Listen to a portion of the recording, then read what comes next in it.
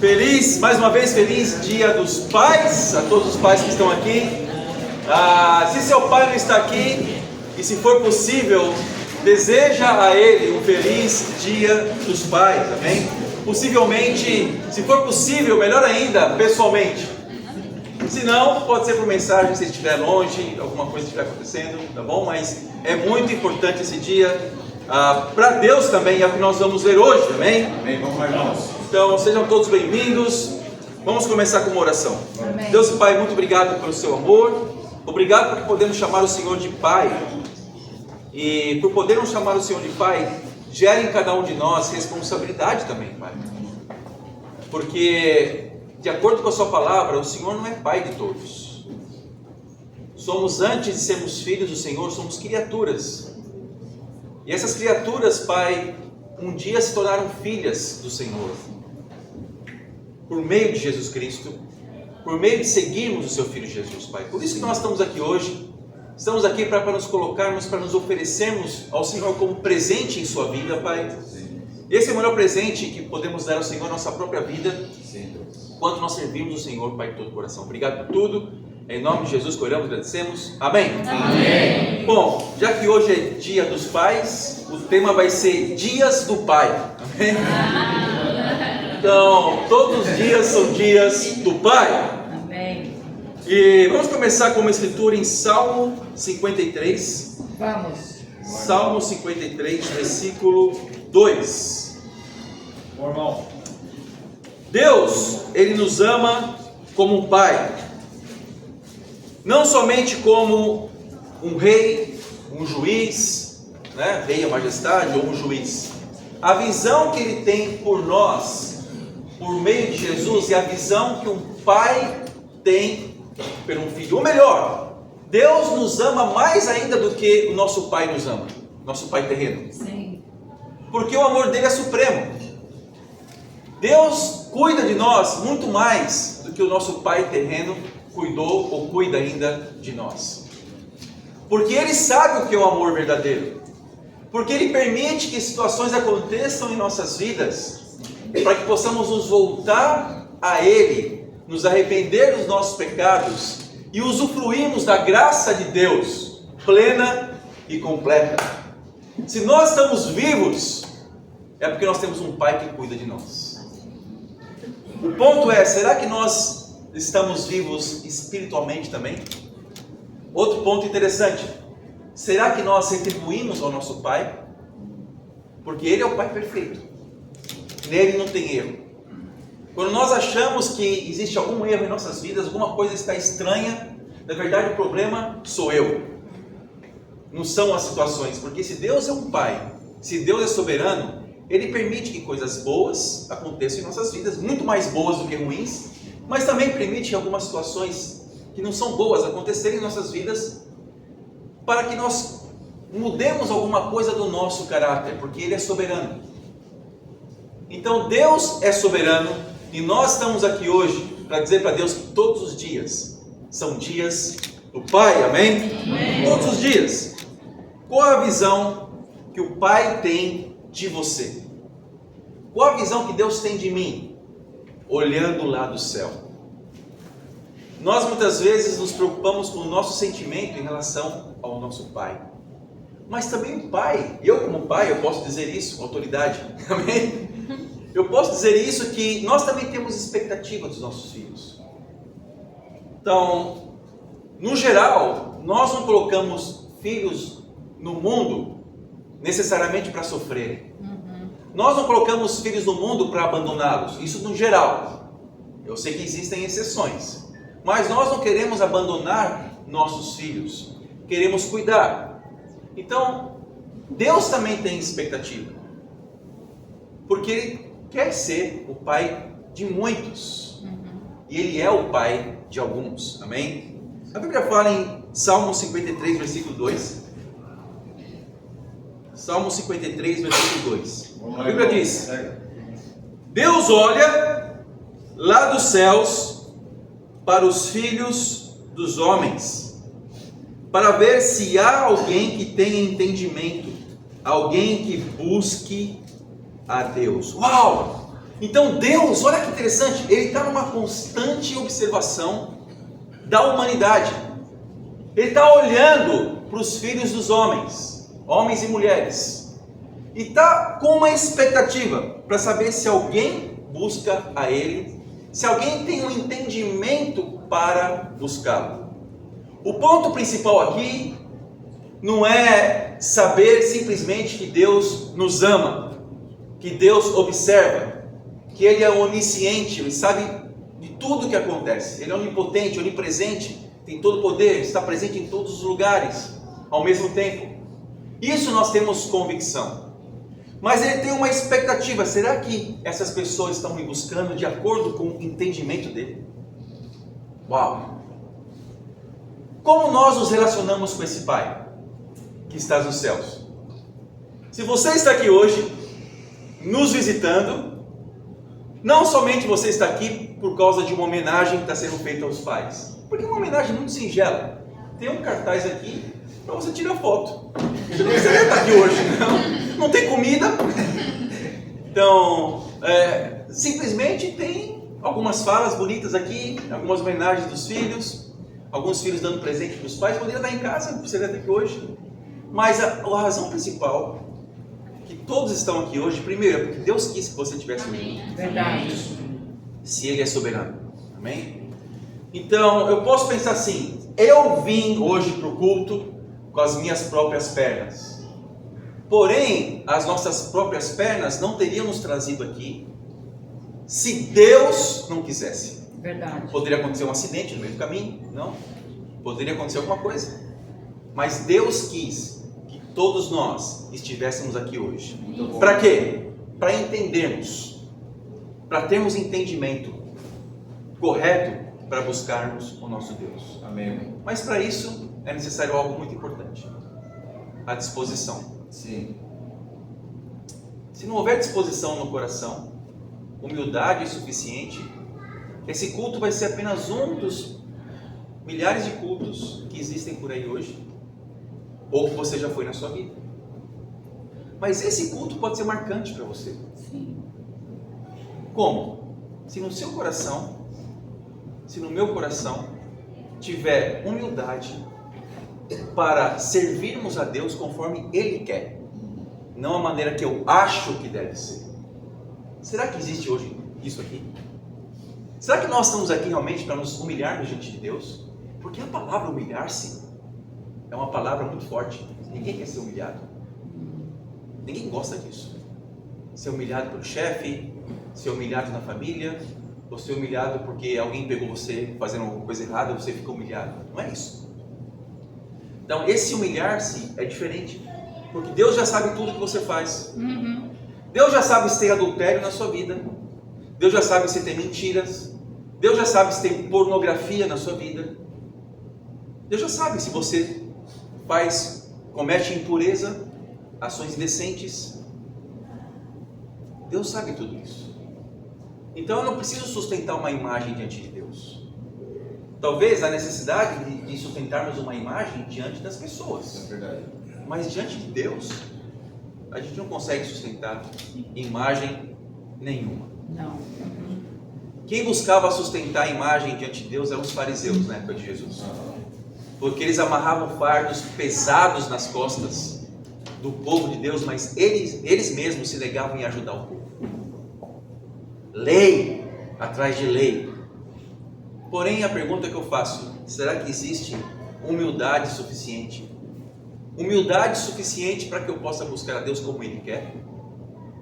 Ou eu busco a Deus como eu quero, de acordo com a minha espiritualidade? E onde está a vontade de Deus? Está aqui, ó, na palavra de Deus, amém? A palavra de Deus é luz para o caminho de todos nós. A palavra de Deus tem mudado a vida de todos nós, tem mudado corações de pessoas. A palavra de Deus tem trazido pessoas para o seu reino, sejam jovens, sejam velhos, não importa. A palavra de Deus tem causado impacto profundo na vida das pessoas. É o que há de mais importante, é a direção de Deus. Essa é a palavra de Deus, mais importante do que qualquer lei, ainda que nós tenhamos que respeitar as leis, mais importante do que qualquer tradição que eu tenha recebido da minha família, mais importante do que qualquer igreja denominacional. É a palavra de Deus Amém, né? que rege, ou que deveria reger a nossa vida. Amém? Amém. Vamos lá, irmão. O que Deus vê quando olha para você? Uma pessoa que busca a Deus com o entendimento dele? Primeira coisa, como nós sabemos que nós estamos buscando a Deus da forma correta? Obviamente, se nós lemos a Bíblia. Se nós não lemos a Bíblia, fica difícil, não? Então, a primeira pergunta que eu faço nesse sentido é: você tem lido a Bíblia para se relacionar com Deus?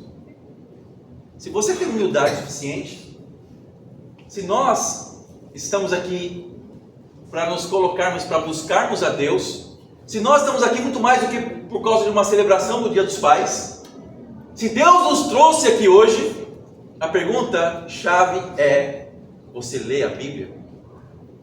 Talvez nem todos leiam a Bíblia, mas está na hora de mudar. Amém. Então, o ânimo que eu dou para cada um de nós é: leia a Bíblia diariamente.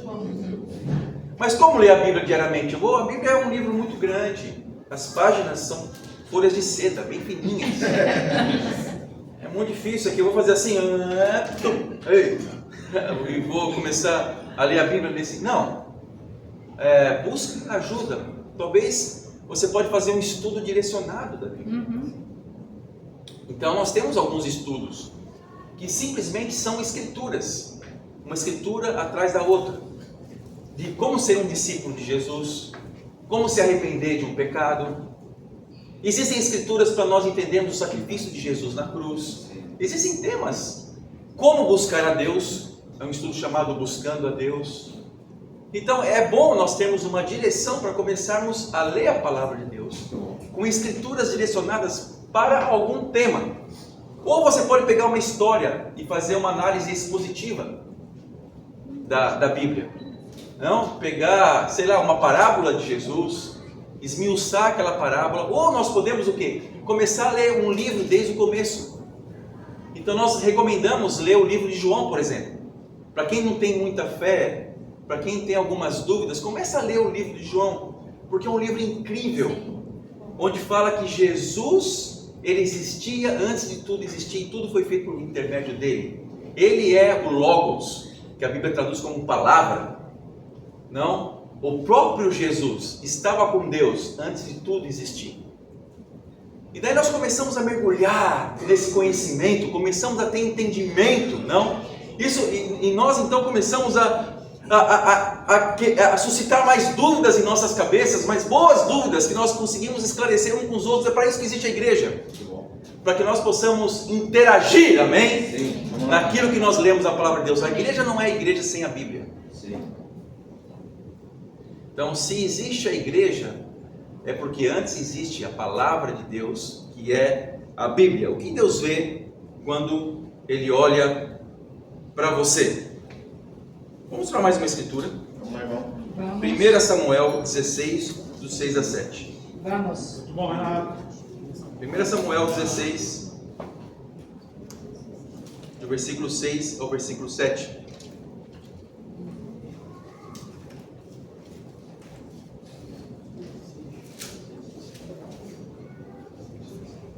Diz assim: aqui Samuel está prestes a ungir Davi.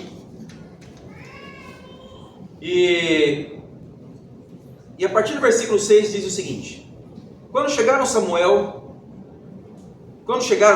viu Eliabe e pensou: com certeza, esse que o Senhor quer, é esse que o Senhor quer ungir. O Senhor, contudo, disse a Samuel: não considere sua aparência nem sua altura, pois eu o rejeitei. Olha que interessante. O Senhor não vê como homem. O Senhor vê a aparência. O homem vê a aparência, mas o Senhor vê o quê? Vê o coração.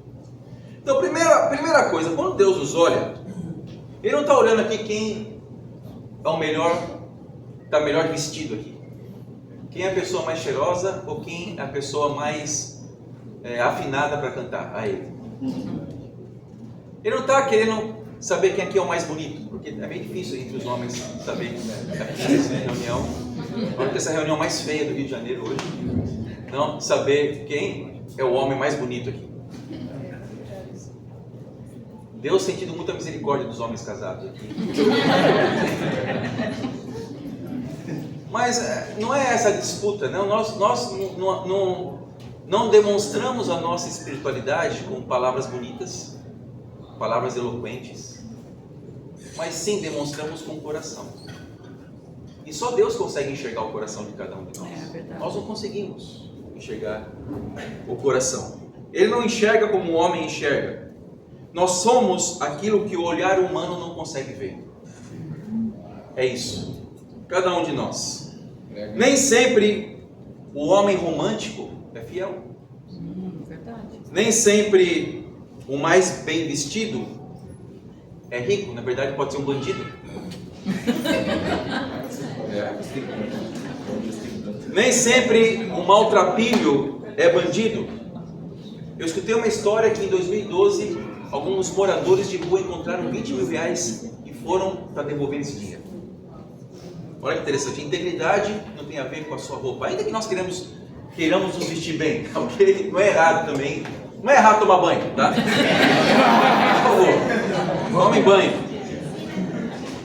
Mas muitas vezes o que está no coração é diferente do que está na aparência. É o diferente que está por meio, contido nas palavras de alguma pessoa. Cuidado com as aparências. Por isso que nós precisamos nos conhecer muito bem. E por isso que existe algo na Bíblia chamado discipulado, onde nós ajudamos um ao outro a ser profundos de coração com Deus, a sermos reais, a expressar realmente quem nós somos, a idealizarmos aquilo que nós precisamos ser e trabalharmos para isso, para que possamos cada vez mais sermos parecidos com Jesus. Esse é o objetivo do discipulado. Ajudar um ao outro aqui a se parecer cada vez mais com Jesus. Quando eu penso em Jesus, eu não penso num homem bonito. Porque a Bíblia fala, ele não era nem bonito nem simpático, né, aos olhos. Eu acho que ele era meio feio. Jesus. Porque a beleza dele não estava na aparência. A beleza dele estava no coração. E é isso que nós buscamos imitar, o coração de Jesus. Por isso que a Bíblia não fala as características físicas exatas de Jesus. Não fala do seu tom de pele, não fala da cor dos seus olhos, nem se seus cabelos eram compridos ou curtos. A Bíblia fala que ele tinha barba, porque tem uma escritura que fala que arrancaram a barba dele, mas ok, o máximo que chega é aí. Não fala se ele era alto, se ele era baixo, mas era um homem que causou impacto no mundo. Amém. Por aquilo que ele é. Amém? É isso que é um homem de valor. Muito bom, irmão. Nós somos o que o olhar do homem não pode ver. Deus é profundo no seu olhar. Ele não se impressiona com qualquer palavra de louvor. Ele não se impressiona com qualquer entendimento aqui. Ele não está se impressionando com as suas canções hoje, que você está entoando, se não forem canções de coração. É verdade. Não. Porque eu posso cantar a Deus várias canções, eu posso me comover a Deus com muitas coisas, com as letras de canções magníficas que existem, mas meu coração pode continuar longe de Deus. Sabe? Como nós vamos prestar louvor ao Criador do som? Como nós vamos prestar louvor àquele que fez todas as notas e melodias do universo, notas que nós nem conhecemos ainda? Deus é o maior maestro e criador do som. Deus inspirou o canto das baleias, orquestrou a natureza inteira. As aves do céu cantam em seus arranjos. Esse dia eu estava escutando o som de um sabiá, lá onde eu moro. E eu falei com o porteiro do prédio, que também chama Renato, meu xará. Eu falei para ele, nossa, parece o som do sabiá. Eu lembro da época que eu vivia no interior, né, de São Paulo, no som do Sabiá. E ele falou, esse é o Sabiá Coca. Eu falei, não, na escala 38, não sei do que, eu falei, uau! Ele não conhece o Sabiá, né? E Deus criou o Sabiá, Deus criou a majestade, não, dos animais, a forma com que eles são bonitos. Então, Deus criou o coro dos anjos. Como nós vamos prestar louvor a um Deus assim? Você acha que você é afinado o suficiente? Não. Para impressionar a Deus? Ainda que seja bom ser afinado, estudar um pouquinho, não? Mas será que nós somos? Não. Por quê?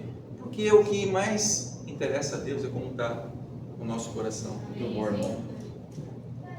O infinito é menor do que as mãos de Deus. Deus inspirou o rugir das feras. Como prestar louvor? Só existe uma maneira: com o coração, com a nossa essência, com aquilo que Deus vê por dentro. Vou para mais uma escritura que ilustra isso. Mateus 15, versículo 8. Vamos, Renato. Vamos, Renato. Mateus 15, 8. Vamos, Renato. Vamos lá, irmão. Diz assim: esse povo me honra com os lábios, mas o seu coração está longe de mim. Em vão me adoram. Seus ensinamentos não passam de regras ensinadas por homens. O que acontece aqui é que Jesus está combatendo a tradição dos judeus da época. Porque as pessoas, os judeus, começaram a criar regras de como servir a Deus. Com certas vestimentas, com algumas tradições relacionadas à aparência física, determinados dias, cumprindo algumas regras sobre sábado, cumprindo algumas questões ritualísticas. Então assim estava o povo, servindo a Deus igual aquele trabalhador que não gosta do que faz, mas tem que fazer senão passa fome. Sabe, tem que seguir as regras da empresa. Por mais que você ache aquilo difícil, chato, então assim estava o povo de Deus, seguindo regras, que é por isso que Jesus fala que esse povo andava pesado, com fardos pesados em suas costas, porque eles estavam lá simplesmente para fazer alguma coisa, mas não estavam de coração. E daí chega Jesus, tira a visão do povo de que Deus era simplesmente um juiz, o Senhor dos exércitos, aquele que julgava todos, aquele que comandava, que estava à frente de tudo, e dá uma outra condição para o povo. Deus agora não é um juiz. Deus é mais que um juiz. Deus é seu pai, porque Ele antes é meu pai. Daí Ele veio trazer a condição de pai para o povo. Isso causou uma revolução. Por quê? Porque o pai quer ver o coração do filho. O pai não quer ver somente as atitudes, ele quer saber como o filho está. Eu agora mesmo, pensando no Lucas e na Isabela, que estão longe, como a Maria José falou, mas eu estou pensando, como será que eles estão? Será que eles estão bem? Será que eles estão... Será que minha filha está comendo? Porque o Lucas eu sei que está comendo. Mas será que a minha filha está passando fome? Não, eu penso nessas coisas, mas porque eu quero saber, será que ela está bem espiritualmente? Eles são discípulos de Jesus, amém? Será que eles estão bem espiritualmente? Será que tem alguma amargura no coração deles sobre alguma coisa? Porque eu quero saber do coração. Existe um interesse espiritual de como saber que meu filho ou minha filha estão. Então esse é o nosso Deus, amém? Ele é profundo e nos enxerga no fundo da alma, na nossa essência. Precisamos ser profundos na nossa construção desse relacionamento. Ter um coração de discípulo. Mais uma escritura, 1 Coríntios 3, versículo 10. Vamos, Renato. Vamos lá. 1 Coríntios 3, 10. Diz assim: conforme a graça de Deus que me foi concedida, eu, como sábio construtor, lancei o alicerce e o outro está construindo sobre ele. Contudo, veja cada um como constrói, porque ninguém pode colocar outro alicerce além do que já está posto, que é Jesus Cristo. Se alguém constrói sobre esse alicerce, usando ouro, prata, pedras preciosas, madeira, feno ou palha, sua obra será mostrada, porque o dia trará a luz, pois será revelada pelo fogo, que provará a qualidade da obra de cada um de nós. Paulo está falando aqui sobre relacionamento com Deus. Como nós construímos ele? Nós construímos ele com feno, com palha ou com pedras preciosas que resistem às altas temperaturas? Versículo 14. Se o alguém construiu permanecer, esse receberá recompensa. Se o que alguém construiu se queimar, esse sofrerá prejuízo, contudo será salvo como alguém que escapa através do fogo. Ok, tem algo interessante aqui. Eu posso talvez construir com feno, com palha, mas eu não vou ficar livre do quê? Das chamas. Eu não vou ficar livre da queima, do incêndio.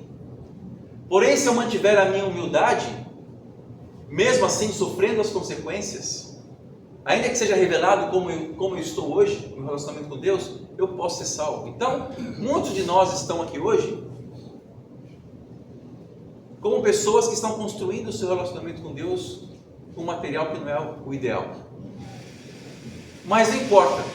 Se mesmo assim esse material for revelado, a Bíblia, quando ela for fogo na sua vida, no bom sentido, ainda que queime aquilo que está errado, que prova seu coração, ainda há tempo de arrependimento. Por quê? Porque ainda estamos vivos, amém? Amém. E se nós estamos respirando, se nós estamos conscientes, vivos e com condições, nós temos condições de nos arrependermos também. Nunca é tarde demais, é o que diz essa escritura. Nunca é tarde demais.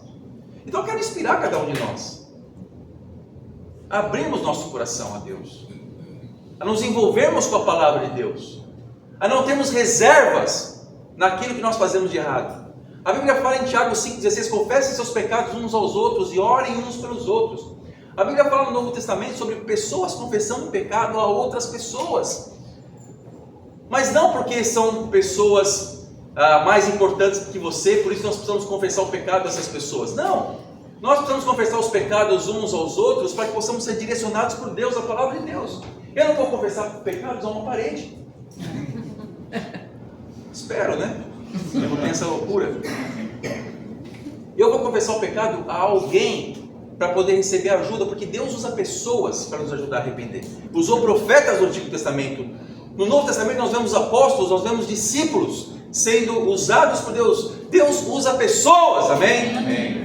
Deus não usa coisas animadas. Algumas pessoas têm um pensamento religioso e pensam assim: eu vou para o meu quarto, eu vou me fechar e vou só confessar pecados a Deus. Isso é certo? É certo, a Bíblia fala sobre isso também. Temos que confessar pecados a Deus.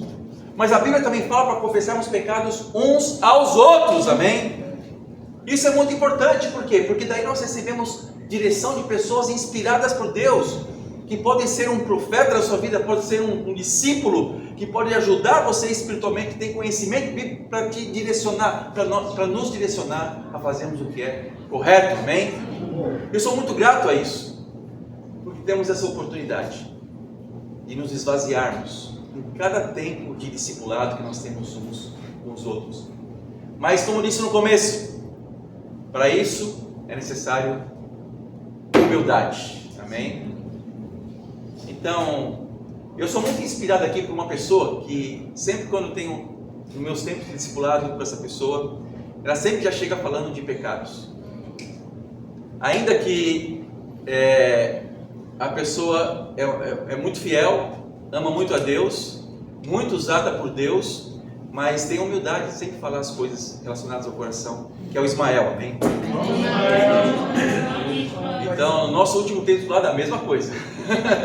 Falando do coração, falando de situações do coração, tomando o cuidado de não deixar nada escondido lá dentro. Por mais simples que possa parecer, por mais assim insignificante que possa parecer, é bom não deixar nada. Outra pessoa também é o Mateus Madeira, amém? Está toda hora me perturbando com o pecado. Mas é bom, amém? Eu me inspiro muito com isso. Não? Por quê? Porque não simplesmente fica na teoria, mas estão lá, colocando o coração, expondo o coração, não permitindo que nada fique escondido. Por quê? Por temor a Deus. Porque Não importa a minha imagem diante das pessoas, o que importa é o coração, não que eu tenho com Deus. Porque não importa o que as pessoas vão pensar de mim, o importante é se eu estou construindo da forma correta. Então eu quero inspirar cada um de nós. Se você chegou aqui hoje, amém? Busque estudar a Bíblia, busque saber o que Deus quer de acordo com o entendimento dele. Busca se abrir, ter uma conversa franca, falar as coisas que estão aí já antigas no seu coração. Exponha, coloca para fora. Ninguém aqui quer rotular ninguém. Eu, 30 anos que eu fui batizado, há 30 anos atrás. Eu não estou aqui para simplesmente ter um relacionamento superficial com Deus. Eu quero colocar meu coração cada vez mais exposto a Deus. Mas nesses 30 anos eu já vi de tudo. Não? Pessoas que quase não tinham pecado, mas depois caíram da fé, abandonando a Deus. E pessoas que tinham pecados terríveis e firmes com Deus, convictos com Deus. Amém? Então nada impressiona. O importante é nós nos expormos diante de Deus enquanto há tempo. E para terminar, irmãos, uma última escritura, dando para cada um de nós o exemplo de qual atitude nós devemos ter diante de Deus. Está lá em Atos capítulo 8.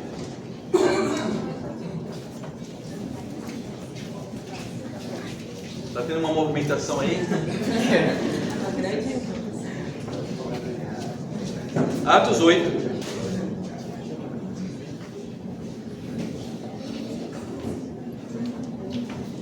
Mas antes vamos ler uma outra, rapidinho. Atos 2. Amém. Eu também acho importante.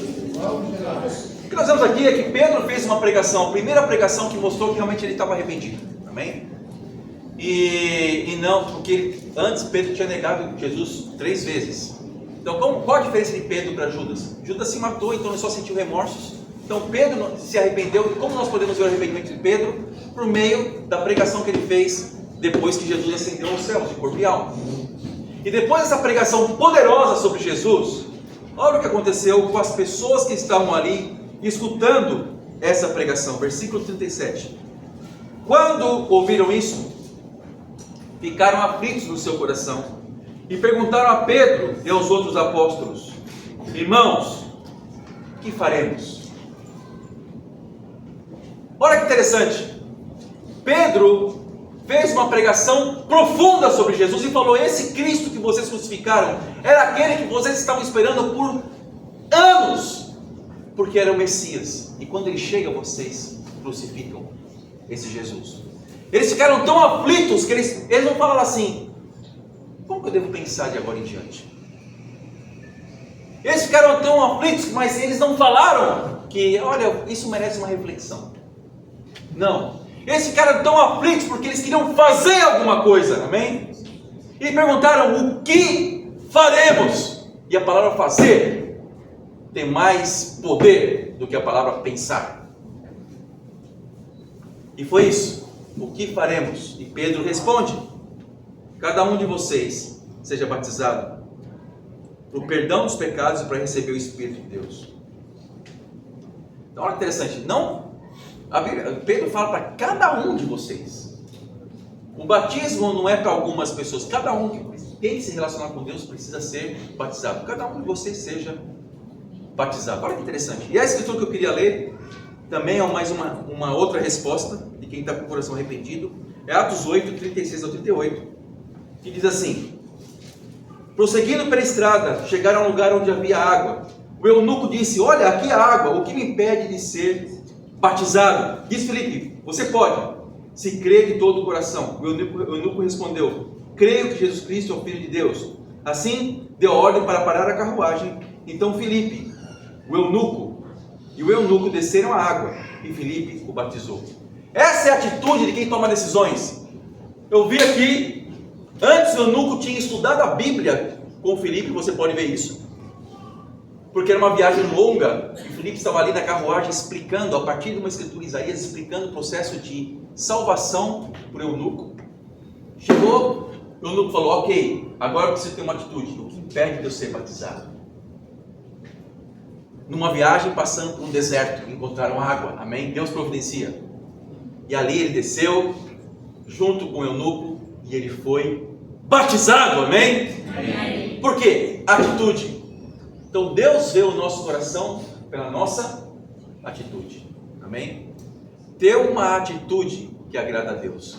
E agora que nós vamos ter, você que está reparando nessa movimentação toda aqui, duas pessoas que tiveram atitudes aqui, amém? Que não ficaram somente na teoria, somente nos estudos. Duas pessoas que confessaram pecados, duas pessoas que fizeram Jesus o Senhor de suas vidas, duas pessoas que tomaram a decisão de serem discípulos de Jesus, ou seja, uma pessoa que segue Jesus, duas pessoas que estão expostas no discipulado, que abrem o coração e que estão dispostas também a fazer com que outras pessoas se tornem discípulas, que é o Leandro e a Vitória, amém? Amém. Leandro e Vitória são dois heróis aqui hoje, amém? Tomaram a decisão de serem discípulos, foram batizados, é o que nós vamos fazer agora, apresentar os dois, amém?